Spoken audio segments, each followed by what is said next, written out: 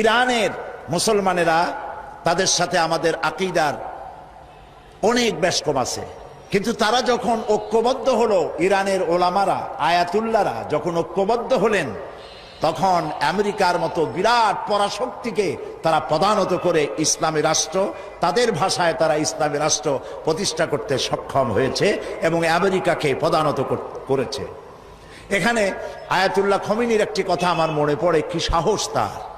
ইমান আকীদা যাই থাকুক, আকীদার প্রশ্নে আমরা আপোষ করব না, কিন্তু এই কথাটা তো বলতেই পারি।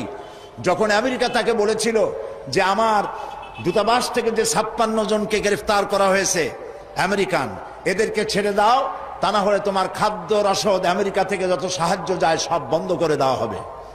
আয়াতুল্লাহ খমেনি জবাব দিয়েছিলেন আমেরিকান প্রেসিডেন্টকে, তুমি কারে খাবারের ভয় দেখাও? যেই জাতির বছরে 1 মাস না খাইয়া থাকা ফরজ, সেই জাতি তোমার খাবারের অপেক্ষা করবে।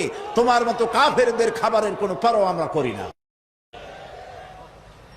মুসলমানেরা যখন ঐক্যবদ্ধ হয়েছিলেন, আল্লাহ তাদেরকে বিজয় দান করেছিলেন। সেখানে ঐক্যবদ্ধ হওয়ার জন্য আসুন তাওহীদের উপর ঐক্যবদ্ধ হই, খাতমে নবুয়তের আকীদার উপর ঐক্যবদ্ধ হই, শিরক এবং বেদাতের বিরুদ্ধে কথা বলি, একই সুরে বলি, একসাথে বলি, জীবনকে বাজি রেখে বলি। আল্লাহ তাআলা এই তৌফিক আমাদেরকে দান করুন। হাদা মা ইনদি ওয়াল ইলমু ইনদাল্লাহ আলাইহি তাওয়াক্কালতু ইলাইহি উনীব। ওয়াসসালামু আলাইকুম ওয়া রাহমাতুল্লাহি তাআলা ওয়া বারাকাতুহু।